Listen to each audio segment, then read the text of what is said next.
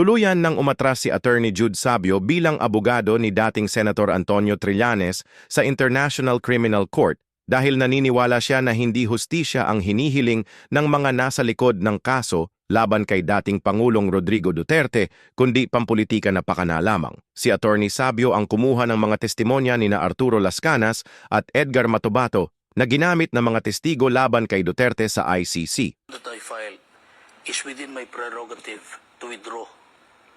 Now, it's up to the ICC prosecutor to assess my withdrawal when it is formally submitted to her. But yours was As I said, but yours was the first. Do you think your withdrawal would also affect the credibility of the other information or communications? that is my position.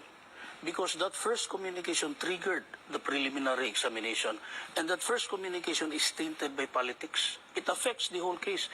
That is why in my withdrawal, I urged the prosecutor to be enlightened more by the subsequent events that I submitted to her. Okay. That the case in the ICC is nothing but a political ploy. It is not in the interest of justice, and therefore it should not proceed to investigation. There is no reasonable basis for any preliminary investigation at all, and it should be dismissed. Sinabi naman ni Trillanes na walang epekto ang pag-withdraw ni Attorney Sabio sa ICC dahil iba naman ang proseso sa International Criminal Court sa mga korte sa Pilipinas. Inamin din ni Trillanes na hindi lang siya ang nagsampa ng kaso sa ICC laban kay Duterte, kundi maging si Congressman Gary Alejano ay nag-file din noong 2017.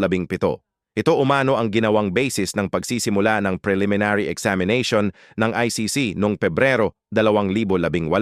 Matatandaan kamakailan ay isang babaeng witness ang lumutang at nagsalita laban kay Trillanes at iba pa. Ako sa ating presidente, openly sinabi nila sa akin na bulag na daw ang tao, hindi na masira si Duterte, si Presidente Duterte sa IGK. So ang inisip nila is ang illegal drugs naman daw po. So nung time na yon, na-furious ako kasi inaamin ko hindi ko naman sinabing magandang record ko. Talagang after noon talaga, binabaat ako ni Father Alejo na may sobre na 20,000 doon sa upuan ko.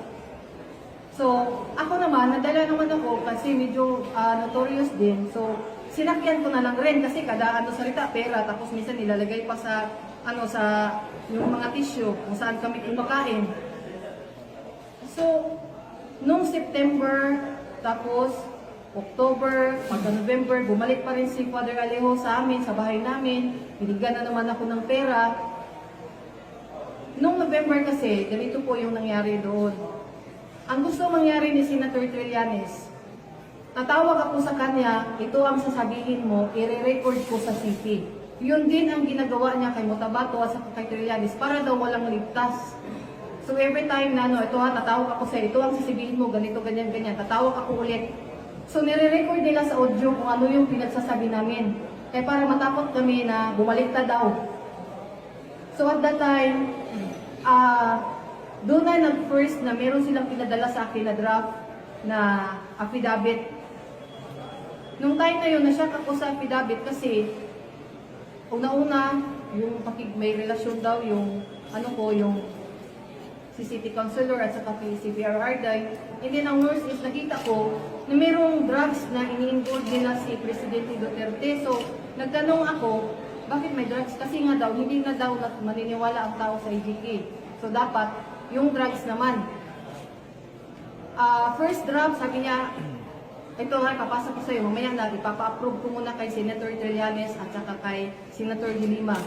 Tapos pangalawa, hindi, uulitin ko na naman, second draft na naman, hanggang nag-third draft, fourth draft, and then nag-decide sila na pumunta daw ako ng Maynila. Nandito yung mga forward sa akin ng yung back and forth na mga yung pamasahe, papuntang Manila, at saka yung ticket ko na noong December, yung pagpunta ko ng Manila rin.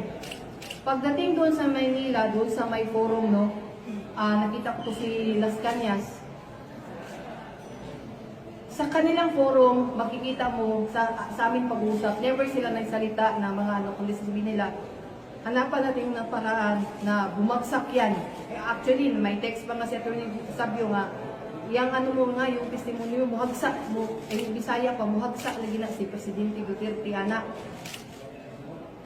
So, katong time na to, nakuyawan ako kay kanang nagsabot di ako libel o kanang kuan, forgery.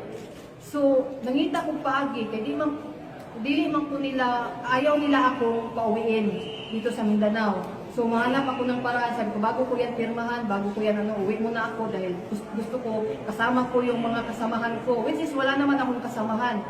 At ang reasons kung bakit pumasok ako sa kanila, dahil gusto kong malaman kung ano talaga ang meron sa grupo ni Senator Trillanes.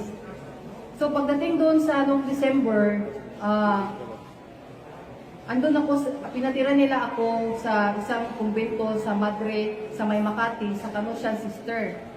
Bago nila ako pinadala doon, kinausap nila ako, huwag kang makikipag-usap.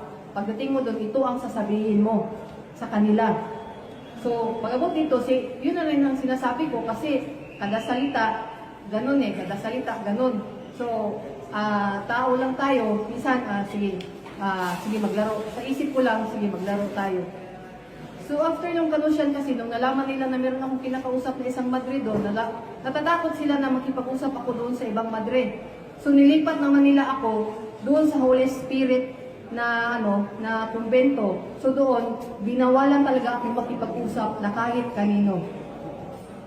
Merong conference room doon na every time na mag-discuss kami regarding sa yung sa namin sa affidavit, doon kami sa conference room, doon sa Holy Spirit, doon sa may Betigo, merong eskwelahan doon at the same time, doon merong kumbento doon ng mga Madre. Si Trillanes ay kasalukuyang tumatakbo sa pagkaalkalde ng Caloocan City laban kay Along Malapitan na imposibleng manalo dahil sa layo ng deprensya ng kanilang mga survey.